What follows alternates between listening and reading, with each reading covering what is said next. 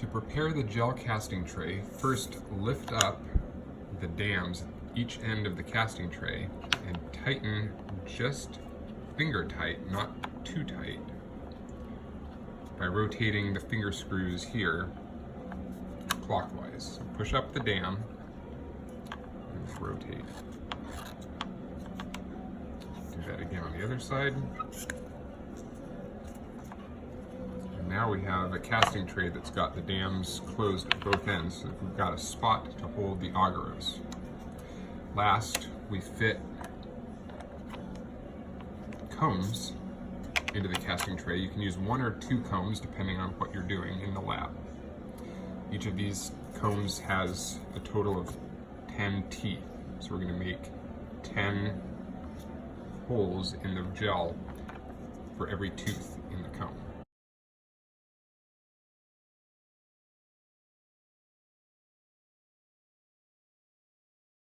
To pour an Agarose gel, the first thing you need to do is weigh out your Agarose.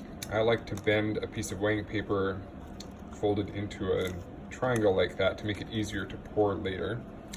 Don't forget to tare the scale, remove the weight of the weigh paper. And then in this case, I'm making 100 milliliters of 2% Agarose gel. So 2% of 100 is 2, so I'm looking for 2 grams of powdered Agarose. And you can definitely use a spatula for this instead of pouring it by hand if you want. It doesn't have to be exactly 2 grams, but pretty close. That's pretty close. So then, all of that Agarose, I'm not left-handed,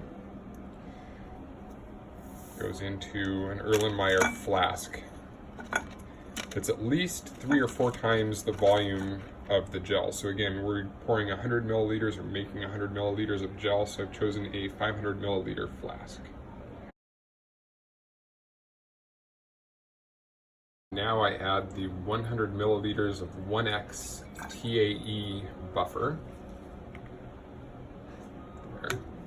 And now this goes into a microwave to dissolve all of those little granules of Agarose.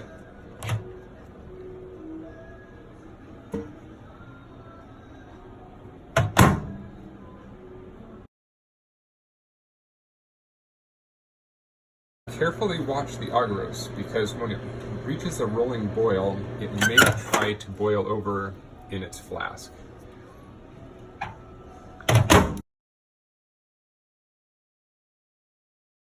Once in a while, I'll stop the microwave using a hot mitt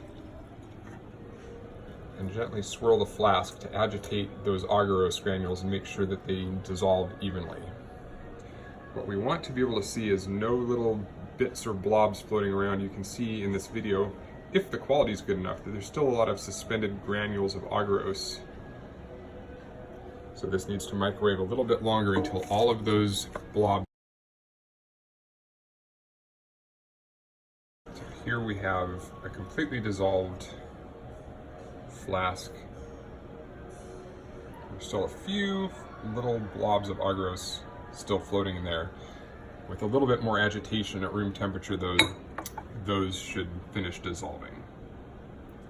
Now we need to add our dye into the gel, and this dye is what's going to let us be able to visualize where the DNA is located in the gel. When the Agarose is cool enough to handle comfortably, then gently pour it into the casting tray, trying to avoid pouring any bubbles in. I just start at the end of the gel tray and let it work its way down, just running down the gel tray until it totally fills the gel. Like that. What we want to see is that the teeth are mostly submerged in the molten Agarose, and pretty soon this will solidify into a nice gel that we can use to electrophoresis our DNA.